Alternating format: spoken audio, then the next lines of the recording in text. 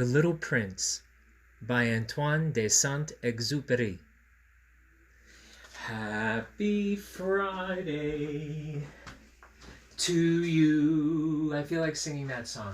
Do we like that song? I like that song. Happy Friday to you. Happy Friday to you. Happy Friday, dear. Who did you sing it to? I have to pick someone to sing it to. Very particular person I'm going to pick to sing it to. Okay, you do it too. All right, okay? Get the name in your head. Here we go. Happy Friday, dear. And I'm going to go with Maddie. Happy Friday to you. I love doing that. I'm going to try something new today. And I'm not going to read the entirety of The Little Prince. It is a very long book. But I'm going to read. My plan is to read several chapters of The Little Prince. And we will read all the way up through the second chapter. I think I'd like to give that a shot. Might even go to the third. We'll see, though, how it all feels, right? This is such a beautiful book, and I have to tell you, the reason I was able to say Antoine de Saint-Exupéry is because I never knew how to say that name. I don't know French. I learned Spanish when I was younger, and of course I know English, and I know some sign language, including Kenya Sign Language, but I don't know French. So I always called him Antoine de Saint-Exupéry, or something like that, which is not right. What's closer is Antoine de Saint-Exupéry. And The Little Prince is this marvelous, wonderful, amazing story about a little prince and about a person who finds the little prince. And it's also about really loving ourselves and loving our childhood, whatever age we are. So I'm going to read this, and there are voices and there are pictures, so I'll still come up. And are you ready? I hope you're ready. So here's, by the way, Saint-Exupéry also did the illustrations, and so I need to show these to you because they're such marvelous, beautiful, whimsical illustrations. And this illustration says, I believe that his escape, he took advantage of the migration of a flock of wild birds. So as the little prince, this person believes that as the little prince traveled, he used a flock of birds to travel. How cool is that? Very cool. The Little Prince. Once when I was 6 years old, I saw a magnificent picture in a book called True Stories from Nature about the primeval forest. It was a picture of a boa constrictor in the act of swallowing an animal. Here's a copy of the drawing. A boa constrictor swallowing an animal. Goodness gracious. Well, in the book it said, boa constrictors swallow their prey whole without chewing it. After that, they're not able to move, and they sleep through the 6 months that they need for digestion. I pondered deeply. Then, over the adventures of the jungle, and after some work with a colored pencil, I succeeded in making my first drawing. My drawing number 1. It looked like this. Drawing number 1. I showed my masterpiece to the grown-ups and asked them whether the drawing frightened them.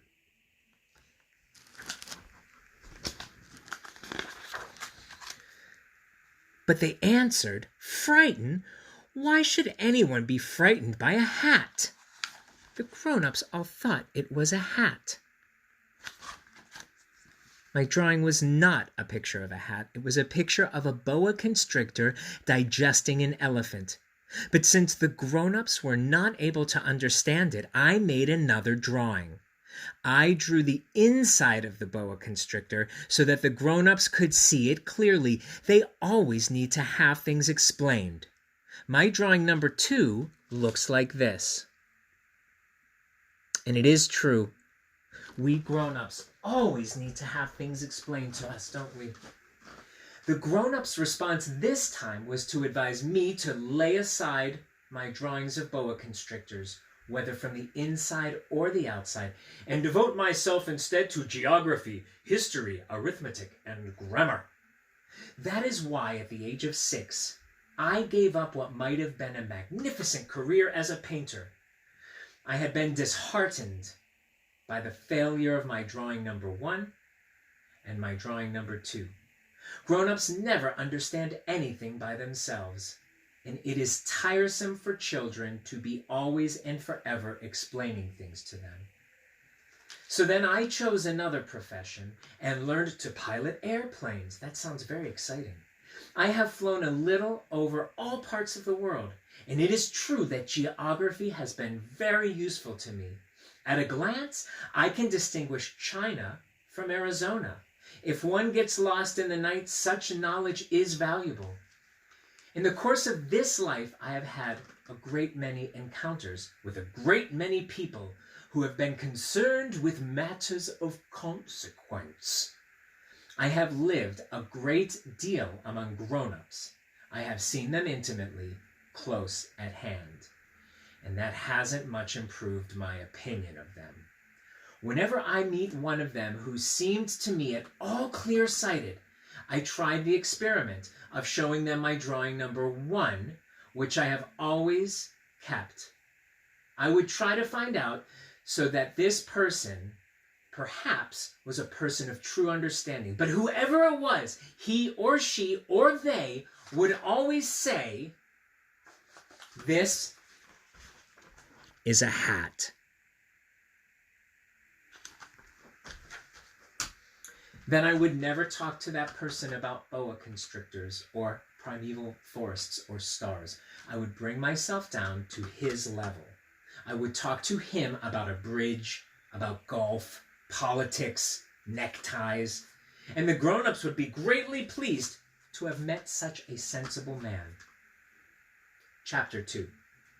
So I lived my life alone, without anyone that I could really talk to, until I had an accident with my plane in the desert of Sahara 6 years ago. Something was broken in my engine, and as I had with me neither a mechanic nor any passengers, I set myself to attempt the difficult repairs all alone. It was a question of life or death for me. I had scarcely enough drinking water to last. The first night then I went to sleep on the sand, 1,000 miles from any human habitation. I was more isolated than a shipwrecked sailor on a raft in the middle of the ocean. Thus you can imagine my amazement at sunrise when I was awakened by an odd little voice. It said, "If you please, draw me a sheep." What? Draw me a sheep? I jumped to my feet, completely thunderstruck. I blinked my eyes hard. I looked carefully all around me, and I saw a most extraordinary small person who stood there examining me with great seriousness. Here you may see the best portrait that later I was able to make of him, but my drawing is certainly very much less charming than the model, though I must tell you the illustration is incredibly charming. Look at that. And of course this is called "Here You May See the Best Portrait That Later I Was Able to Make of Him." That, my friends, is the Little Prince.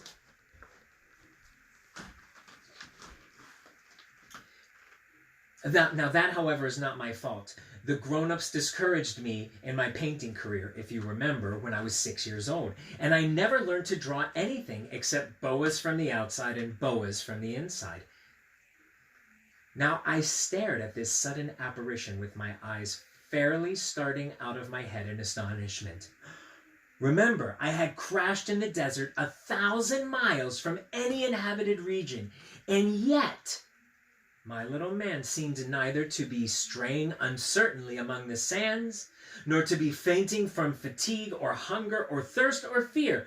Nothing about him gave any suggestion of a child lost in the middle of the desert, 1,000 miles away from any human habitation. When at last I was able to speak, I said to him, "But what are you doing here?" And in answer, he repeated very slowly, as if he were speaking of a matter of great consequence, "If you please, draw me a sheep." When a mystery is too overpowering, one dare not disobey. Absurd as it might seem to me, 1,000 miles from any human habitation and in danger of death, I took out my pocket, a sheet of paper, and my fountain pen. But then I remembered how my studies had been concentrated on geography, history, arithmetic, and grammar, and I told the little chap, a little crossly too, that I did not know how to draw. He answered me, "That doesn't matter. Draw me a sheep." But I had never drawn a sheep. So I drew him one of the two pictures I had drawn so often. It was that of the boa constrictor from the outside. And I was astonished to hear the little fellow greet it with, "No, no, no. I do not want an elephant inside of a boa constrictor. A boa constrictor is a very dangerous creature, and an elephant is very cumbersome. Where I live, everything is very small. What I need is a sheep. Draw me a sheep." So then I made a drawing. Here's the first one. He looked at it carefully and he said, "No, this sheep is already very sickly. Make me another." So I made another drawing. My friend smiled gently and indulgently. "You see yourself," he said, "that this is not a sheep. This is a ram. It has horns." So then I did my drawing over once more, but it was rejected too, just like the others. "This one is too old. I want a sheep that will live a long time." By this time my patience was exhausted, because I was in a hurry to start taking my engine apart. So I tossed off this drawing. This is a good one.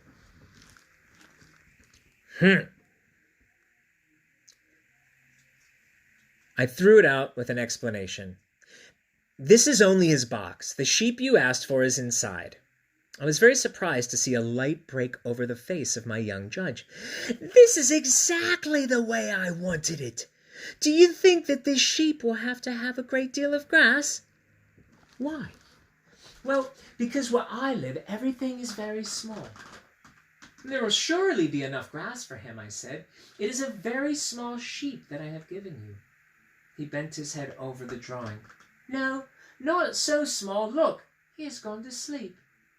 And that is how I made the acquaintance of the little prince. Isn't it so charming?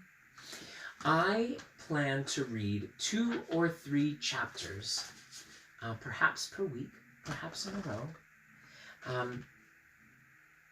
What an interesting little chap the little prince is. So perhaps when we come back together, we can talk to the little prince some more. Or perhaps we'll talk back to Piggy and Gerald. It's all very unclear to me. But I love having you here with me. It was lovely hanging out.